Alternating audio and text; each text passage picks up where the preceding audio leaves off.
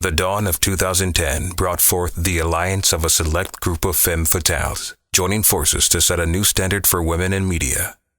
They are the chosen, the few, the sexy, the elite. They are the syndicate. We're live. It's the Cindy's. Yep. Yes. This is 50.com. We're live from Play Studios. NYC, Midtown Manhattan. I'm sure I'm loud. I know that was great. She hates that. And we have a very special guest in the building. Mona Scott. Hyphen Young. Thank you very much. Yeah, thank you very much. Hyphen Young. That's a very fancy name. Yeah. Whenever you have a hyphen, it's like. I tell people all the time, like, when I got married, I became Mona Scott Young. I don't even feel like Mona Scott anymore. When did you get married? I got married 5 years ago, but we've been together 14 years. Wow. Oh, wow. So, yeah. I always have to go, like, Young, Scott, Young. Does your husband never get mad at you, like, people? No, not at all. It's more my issue than his. He's just like, whatever. We're not wearing that ring. Well, you know what it is? I put it to get clean, then I forgot it, but that's why I got the tattoo, because I do that a lot. So then this reminds me that I'm married. Does it say something? Not just our initials, but the problem was, his name is Sean, my name is Mona, and I didn't realize that when I got this, it was S&M. Oh, that's funny. Whatever. All right, so just because we were really excited that you were coming on, because you are definitely one of the most prominent females in this business. Yeah, in the Thank you, ladies. entertainment industry, and you're starting to do a whole bunch of new ventures now as well. But just so we could start off, like, a lot of people associate you with Violator. Right. Is that where everything started? Or? I mean, for me in the entertainment industry, yeah. And I mean, it's an association I'm proud of, because that's a company that, I was instrumental in building from scratch. It's definitely, a very big part of my history and my journey in music, and, a big part of who I am. So. What was that like? How old were you when you started? Girl. Well, actually, I'll tell you the thing. When I started in entertainment, period, I really wasn't like a music head. I wasn't in the industry. So I kind of like stumbled into it, I would say, for lack of a better phrase. I got involved, very early on, back in, like, I guess it must have been like 90, somewhere around that time. I was doing artist development, and I met these producers who came to me and said, listen, we like the way you're moving with this artist that we produced, and we want you to come on board and manage us.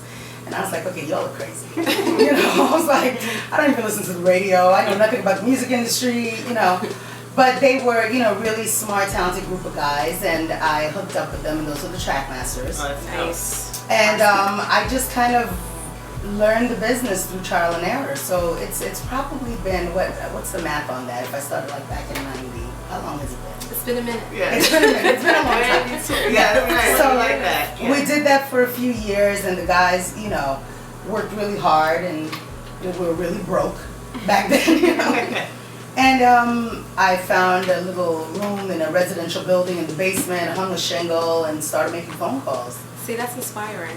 Yeah. Is it where you could start? Because at the time, my family was like, what the hell are you doing? Go get a job. Yeah, I get that. Are you still managing artists? Do I still manage artists now? Absolutely. I mean, it's funny, because when you go through life, you either have predetermined agenda that you want to accomplish, like I'm going to school, I want to be a lawyer, I want to be a doctor, or you rely and tap into your skill set.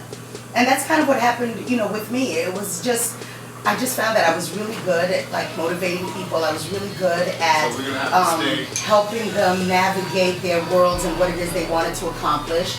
And it was more kind of a natural thing that, progressed on its own. It wasn't anything that I set out to do. So it's definitely always going to be a very big part of what I do. Is somebody calling me? Yeah. Let's answer that. I didn't believe it was Trey Songz. Oh, shit, let's answer that. I know. What's up? What would you say, just because, the Trackmasters, producers, and then, transitioning to an artist? Because it's a lot different managing producers. Did you go and place tracks? And absolutely. Like, I spent nights in the studio.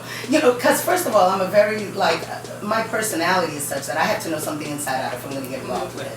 So I was in the studio. I spent nights in the studio. Part of that was because I wanted to learn the business from the bottom up.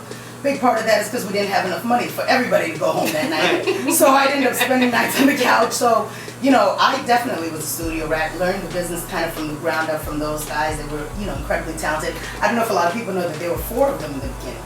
Because everyone's kind of familiar with like Poke and Tone, Yeah, exactly. but there was Frankie and Alex as well. Yeah, Wow. so I learned it, you know, from the ground up, and then took all of that information as I started managing artists. It was, you know, crucial for me that I understood the recording process and I understood, you know, what it takes to make a record. And I knew a lot of the people on that side of the business. You know, you've got to be able to administer an album. You've got to be able to, you know, do that side of things in addition to everything else. So that was like a great foundation for me to have started with producers. You're around so many males in this business, Mhm. as you know, this Yeah. business is. How was it difficult for you? Did you come into any, you know, roadblocks dealing with the men in this business? You know, I used to say that I don't subscribe to that. You know, women, we just stay focused, but it's bullshit. Can you curse? Yes, yeah. Okay, it's bullshit. Because the reality of it is that it's a different playing field for us. It's a whole different world. It's a very, very male-dominated industry.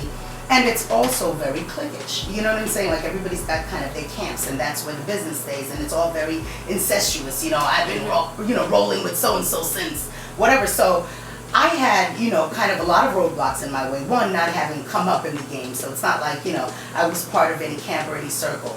2, not having come from music even. So it's not like, you know, I'm an artist transitioning, or, you know, I sing, I play.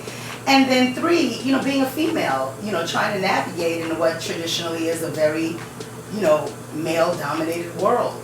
You know, even with being in hip-hop, you know, a lot of it has to do, am I saying you know a lot? I know. Going to, you know, being in the clubs a lot and stuff. That was stuff that, it wasn't really my thing so much, but it's a very big part of the culture. And you have to kind of engage in that process and be part of that world. So were there roadblocks? Absolutely. At the time, did I allow them to hinder me? No, because I didn't even realize they were there. They were like little minor speed bumps in the road, but it didn't stop me from, you know, keeping it moving. You know? You used to manage Missy Elliott. I still manage. You do? Is there something I don't know? I was like, so Missy, is there something you haven't told me?